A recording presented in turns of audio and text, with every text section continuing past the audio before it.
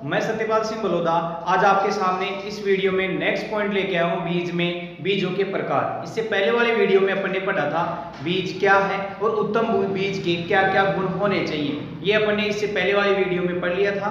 दोस्तों ये बीजों के प्रकार में भी बहुत से क्वेश्चन पूछे जाते हैं। तो बीजों के प्रकार में जो बीज है इसको 5 भागों में विभाजित किया गया है। सबसे पहले अपन बात करेंगे नाभिकीय बीज, जिसे अपन न्यूक्लियर सीड भी कहते हैं, न्यूक्लियस सीड, ठीक है। या फिर इसका दूसरा नाम होता है मूल केंद्रक बीज, मूल केंद्रक बीज। नाभिकीय बीज जिसे न्यूक्लियस सीड कहते हैं या इसे मूल केंद्रक बीज भी कहते हैं।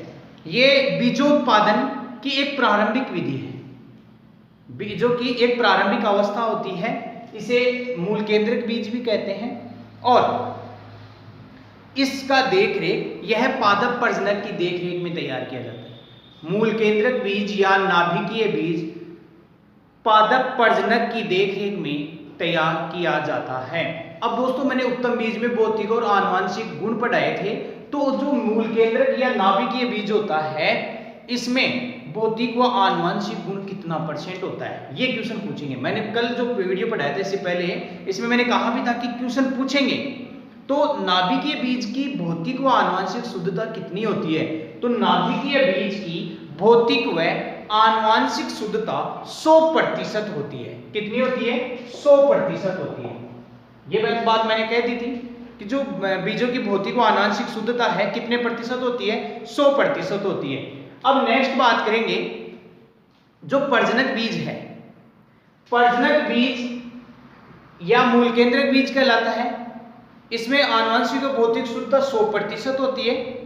ये बीजोत्पादन या बीज की अवस्था की एक प्रारंभिक विधि है, बीजोत्पादन की एक प्रारंभिक अवस्था है, ठीक है। इसके बाद में नेक्स्ट बात करेंगे यहीं पे, यह बीज सबसे कम मात्रा में उपलब्ध होता है। यह बीज सबसे कम मात्रा में उपलब्ध होता है। तो ये तो एक प्रारंभिक अवस्था हो गई। अब प्रारंभिक अवस्था है तो बीज उत्पादन ज्यादा कहां से होगा? तो सबसे कम बीज उपलब्ध होता है वो कौन सा होता है? नाभिकीय बीज। तो दोस्तों जो बीजोत्पादन की प्रारंभिक अवस्था है वो तो कौन सी है? नाभिकीय बीज। अब दूसरा नंबर 2 कौन सा है? प्रजनक बीज, जिसे अपन ब्रीडर सीड भी कहते हैं। प्रजनक बीज को ब्रीडर सीड भी कहते हैं। जो मूल केंद्रक या नाभिकीय, जो मूल केंद्रक या नाभिकीय बीज के गुणन से तैयार किया जाता है। तभी मैंने ये एरो लगा कि मैं एक साथ चार्ट के रूप में समझा रहा हूं, क्योंकि ये क्वेश्चन भी पूछ लेते हैं कि प्रजनक बीज किसके गुणन से तैयार किया जाता है। तो प्रजनक बीज नाभिकीय बीज के गुणन से तैयार किया। नाभिकीय बीज देखो, नाभिकीय बीज के गुणन से तैयार किया जाता है वो कौन सा बीज है? प्रजनक बीज। ये बीजोत्पादन की दूसरी अवस्था है और इसमें भी भौतिक व आनुवंशिक शुद्धता 100% होती है। इसमें भी जो भौतिक व आनुवंशिक शुद्धता होती है वो 100% होती है। इसमें भौतिक व आनुवंशिक शुद्धता 100% होती है। तो दोनों में भौतिक व आनुवंशिक शुद्धता 100% हुई नहीं। आगे समझ में? फिर इसकी थैली पे किस रंग का टैग लगा होता है? प्रजनक बीज की थैली पर सुनहरे पीले रंग का टैग लगा होता है। ये भी क्वेश्चन ध्यान में रखना। प्रजनक बीज की थैली पर सुनहरे पीले रंग का टैग लगा होता है। तो सुनहरे पीले रंग का, सुनहरे पीले रंग का टैग लगा होता है, ठीक है। फिर इसके बाद में नेक्स्ट बात करेंगे दोस्तों, यहीं देखो प्रजनक बीज किसके गुणन से तैयार हो रहा है? वो नाभिकीय बीज या मूल केंद्रक बीज के गुणन से तैयार हो रहा है, लेकिन किसका स्रोत है? प्रजनक बीज किसका स्रोत है, मतलब किसका सोर्स है? इससे और कौन सा बीज तैयार होता है? सोर्स मतलब स्रोत, प्राप्ति का स्रोत क्या है? तो आधार बीज का प्राप्ति स्रोत कौन सा है? प्रजनक बीज। तो प्रजनक बीज किसका प्राप्ति स्रोत हुआ? आधार बीज का। गुणन की बात करेंगे तो ऊपर वाले की बात करेंगे। जो ऑप्शन करना है गुणन, किसके गुणन से तैयार हुआ? नाभिकीय बीज से। और किसका प्राप्ति स्रोत है? तो आधार बीज का। नाभिकीय बीज, नाभिकीय बीज आधार बीज का प्राप्ति स्रोत होता है। ये बहुत इंपॉर्टेंट क्वेश्चन है, याद रखना। और बहुत सी बार एग्जाम में भी पूछ लेते हैं आधार बीज का प्राप्ति स्रोत क्या है? तो आधार बीज का प्राप्ति स्रोत क्या है? प्रजनक बीज है। बस इसमें यही बातें थी। नेक्स्ट नंबर 3 बात करेंगे दोस्तों, फाउंडेशन सीड। फाउंडेशन सीड, आधार बीज को फाउंडेशन सीड भी कहते हैं। आगे बात समझ में, इसे मात्र बीज अर्थात मदर सीड भी कहते हैं। मात्र बीज कौन सा है? आधार बीज। आगे समझ में, इसकी थैली पर सफेद रंग का टैग लगा होता है, सफेद रंग का टैग लगा होता है। आधार बीज की थैली पर सफेद रंग का टैग लगा होता है। फिर नेक्स्ट बात करेंगे, किसके गुणन से तैयार किया जाता है आधार बीज? तो गुणन की बात करेंगे तो ऊपर चले जाएंगे प्रजनक बीज से, ठीक है। और प्रजनक बीज का स्रोत क्या है? आधार बीज। अब बात करेंगे आधार बीज प्रमाणित बीज का प्राप्ति स्रोत है। पंजीकृत बीज तो अपने तैयार नहीं करते, तो नीचे प्राप्ति स्रोत की बात करें तो प्रमाणित बीज। आधार बीज प्रमाणित बीज का प्राप्ति स्रोत है और इसकी थैली पर सफेद रंग का टैग लगा होता है और प्रजनक बीज के गुणन से तैयार किया जाता है।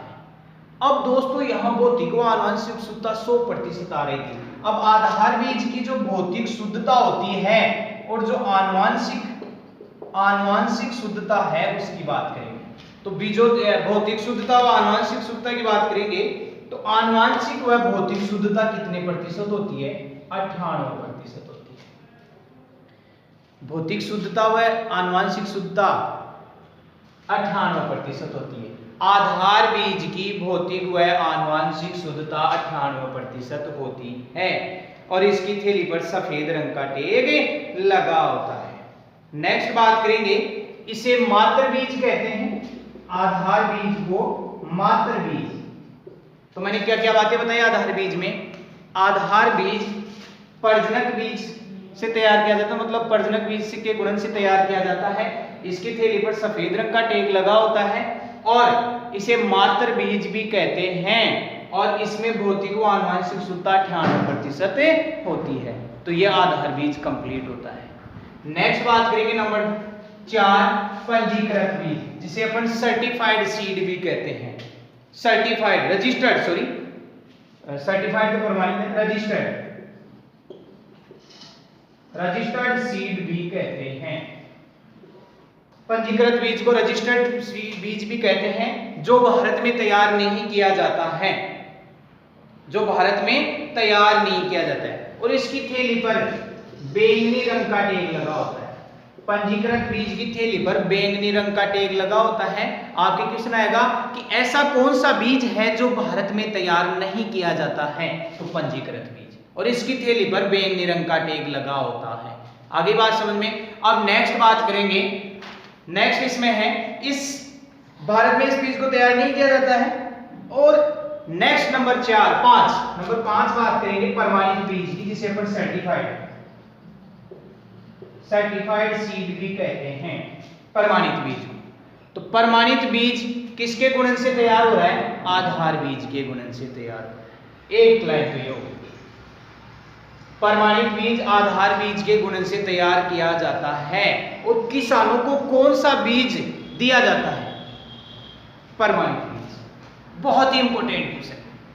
किसानों को कौन सा बीज वितरित करवाया जाता है? तो प्रमाणित बीज। कौन सा बीज? तो किसानों को प्रमाणित बीज दिया जाता है बुआई के लिए। नेक्स्ट बात करेंगे, प्रमाणित बीज पर किस रंग का टैग लगा होता है? तो सुनहरे, मतलब प्रमाणित बीज पर नीले रंग का टैग लगा होता है। प्रमाणित बीज पर नीले रंग का टैग लगा होता है। फिर नेक्स्ट बात करेंगे दोस्तों इसकी आनुवंशिक व भौतिक शुद्धता की। तो आनुवंशिक शुद्धता है, आनुवंशिक शुद्धता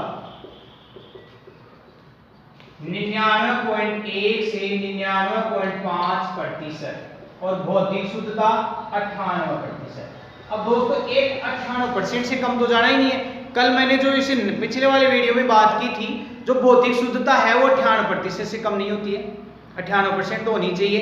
तो जिसमें देखो इन दोनों में तो भौतिक व आनुवंशिक शुद्धता 100% थी, फिर इसमें आधार बीज में भौतिक व आनुवंशिक शुद्धता 98% और यहाँ पे भौतिक शुद्धता 98% आ रही है और आनुवंशिक शुद्धता 99.9% होनी चाहिए। मैंने बात कही थी 99.9 होती है एक उत्तम बीज की, तो यहाँ पे 99.1 से 99.5%। तो ये भौतिक व आनुवंशिक गुण की विशेषताएं पूछेंगे आप लोगों के, तो ये भी बहुत इंपॉर्टेंट क्वेश्चन है दोस्तों।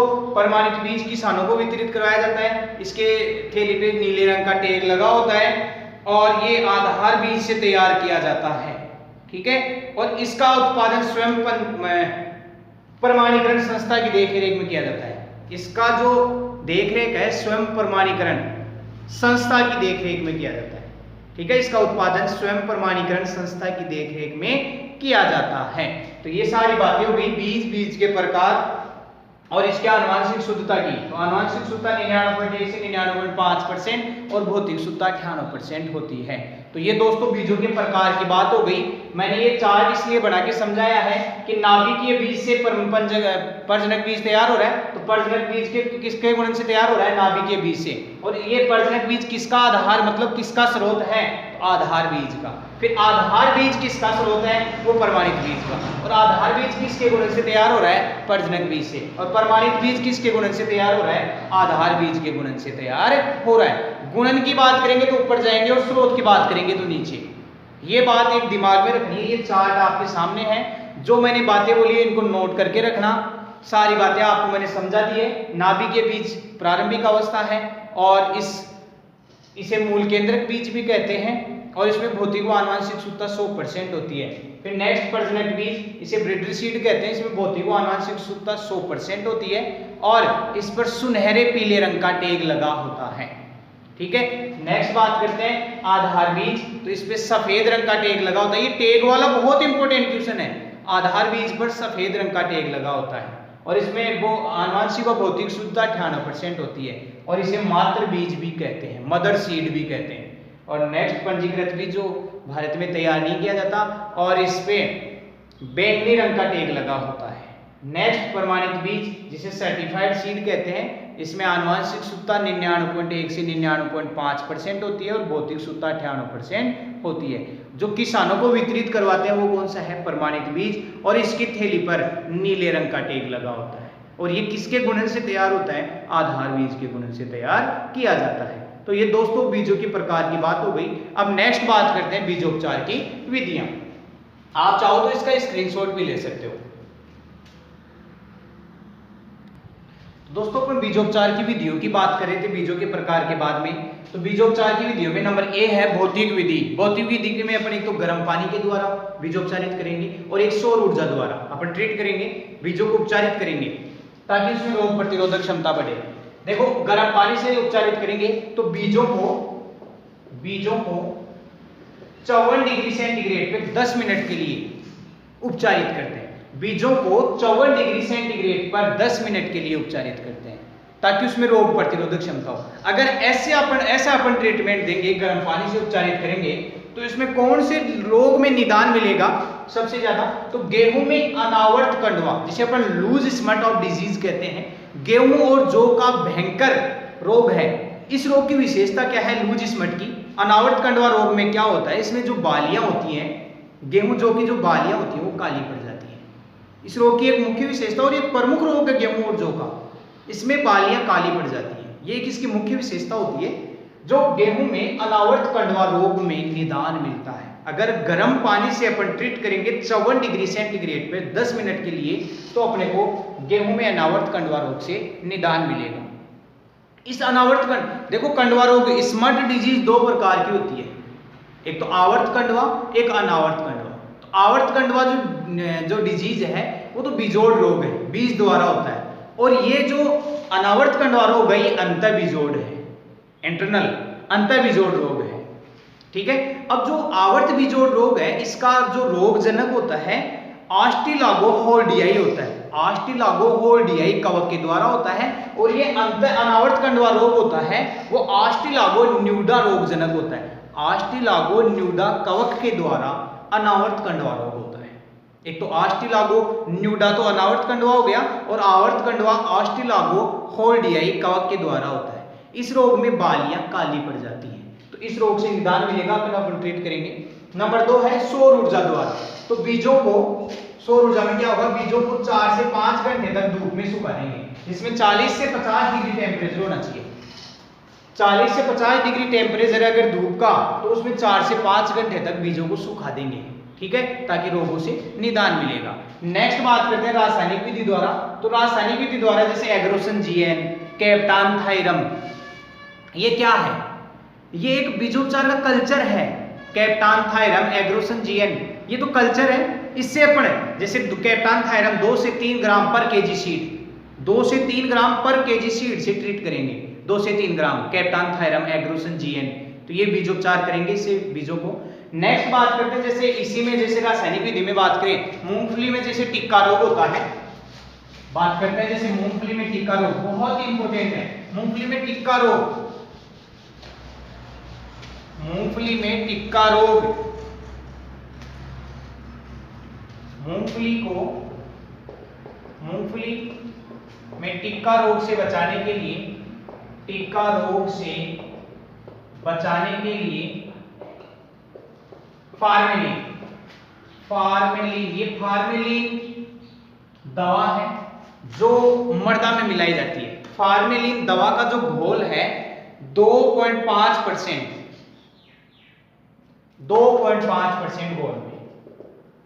घोल में आधे घंटे तक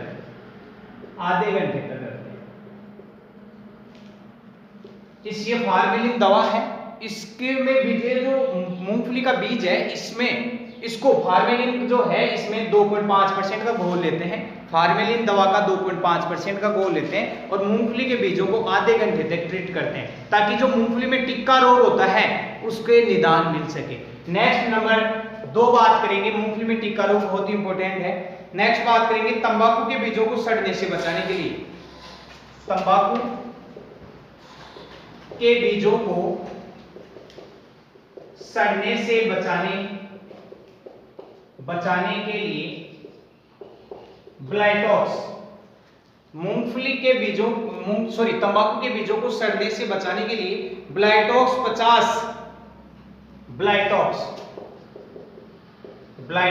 50 के, ये ब्लाइटॉक्स 50 की दवा का नाम है, 50 के 0.2% घोल से ट्रीट करेंगे। कितने परसेंट घोल से? 0.2% घोल। ये ब्लाइटॉक्स 50 दवा का नाम है, 0.2% घोल से उपचारित करेंगे। नेक्स्ट बात करते हैं जवार, बाजरा, मक्का आदि के बीजों को अपन कैप्टान से ट्रीट करेंगे। आदि के बीजों को कैप्टान या थायरम से उपचारित, कैप्टान या थायरम, कितना? वही 2 से 3 ग्राम पर केजी सीड। मक्का, ज्वार, बाजरा के बीजों को कैप्टान या थायरम से 2 से 3 ग्राम पर केजी सीड के अकॉर्डिंग अपन ट्रीट करेंगे। नेक्स्ट नंबर 4 बात करते हैं कपास के बीजों को किससे ट्रीट करेंगे? कपास के बीजों को H2SO4। ये एक बात और ध्यान में रखनी है, कपास के बीजों में अगर डोरमेंसी हटा रहे हैं, रिमूव कर रहे हैं, सुसुप्त अवस्था तोड़ रहे हैं अगर कपास की, तो भी अपन H2SO4 का प्रयोग करेंगे। ये बहुत ही इंपॉर्टेंट है। कपास के बीजों की अगर सुसुप्त अवस्था हटाते हैं, डोरमेंसी को रिमूव करते हैं कपास में, कॉटन में, तो उसमें H2SO4 का प्रयोग किया जाता है। और अगर अपन किसी डिजीज से अगर रजिस्टेंट कर रहे हैं, उस बीज को रजिस्टर्ड कर रहे हैं, तो कपास के बीजों को H2SO4 से उपचारित करें। और लास्ट बात है वो गोदामे बीजों को बचाने के लिए मिथाइल ब्रोमाइड। ये मिथाइल ब्रोमाइड याद करो, खरपतवार वीडियो में मृदा धूमक शाकनाशी, ये मृदा जीवाणुनाशी, तो मृदा धूमक शाकनाशी का उदाहरण मिथाइल ब्रोमाइड बताया था। तो यहाँ पे गोदामों में अगर बचाते हैं, गोदामों में बीजों को बचाने के लिए मिथाइल ब्रोमाइड, गोदामों में बीजों को सड़ने से बचाने के लिए मिथाइल ब्रोमाइड 0.5 से 0.75%, 0.50 से 0.75% घोल का 1000 घन फीट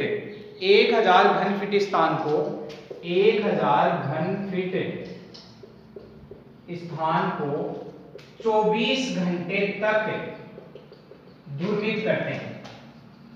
धूर्मित करते हैं।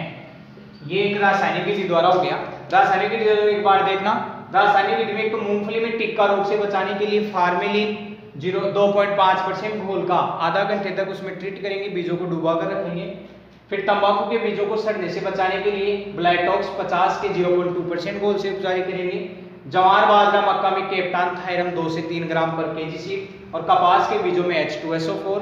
और लास्ट बात करेंगे गोदामों में बीजों को बचाने के लिए मिथाइल ब्रोमाइड 0.50 से 0.75% 1000 घन फीट को धूर्मित करने के लिए काम में लेते हैं, जो 24 घंटे तक धूर्मित करते हैं। तो दोस्तों ये तो एक तो बात करेंगे भौतिक विधि हो गई और दूसरी रासायनिक विधि हो गई। अब नंबर 3 बात करेंगे जैविक विधि की। नंबर 3 बात करेंगे वो है जैविक विधि। नंबर 3 बात करते हैं जैविक विधि।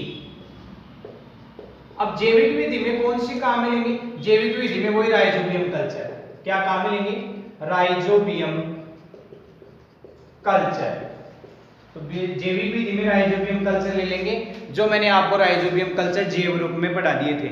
जैसे बात करें सोयाबीन में कौन सा कल्चर काम में लेते हैं, तो राइजोबियम जापोनिकम काम में लेते हैं, ठीक है। और नेक्स्ट बात करते हैं, इसी में एक क्वेश्चन बहुत इंपॉर्टेंट बनेगा दोस्तों यहाँ पे, जैसे पीड़कनाशी का सही क्रम पढ़ा था अपन ने खरपतवारों में, इसी प्रकार यहाँ पढ़ेंगे। और बहुत ही इंपॉर्टेंट है, नोट लगा के पढ़ लेना दोस्तों, बीजोपचार का सही क्रम। ये क्वेश्चन आता है, बीजोपचार का सही क्रम। तो बीजोपचार का सही क्रम क्या है? FIR। FIR का मतलब फंजीसाइड। फंजीसाइड मतलब पहले कवकनाशी से ट्रीट करेंगे, कवकनाशी से ट्रीट करेंगे। फिर दूसरा इंसेक्टिसाइड। इंसेक्टिसाइड मतलब कीटनाशी से ट्रीट करेंगे। फिर नेक्स्ट है राइजोबियम। राइजोबियम कल्चर से, मतलब बात को समझना, अगर कोई भी अपन बीजों को ट्रीट करेंगे किसी भी प्रकार से, जैसे मूंगफली के बीजों को अगर ट्रीट करेंगे तो पहले कवकनाशी, फिर उसके बाद में कीटनाशी और फिर राइजोबियम कल्चर से। इस प्रकार बीजों को ट्रीट करते हैं। तो बीजोपचार का एक सही क्रम है FIR विधि। ये बहुत इंपॉर्टेंट है, बीजोपचार का सही क्रम है FIR। अब इस FIR को कैसे याद रखोगे? FIR किसी का सर फोड़ दो FIR दर्ज हो जाएगी, FIR दर्ज होगी। तो इस तरीके से अपने को एक ट्रिक लेकर याद रखना है कि FIR बीजोपचार का सही क्रम है FIR विधि द्वारा। दोस्तों ये बीजोपचार का टॉपिक भी अपना कंप्लीट होता है। अपने इस वीडियो में बीजों के प्रकार और बीजोपचार की विधियां पढ़ी है।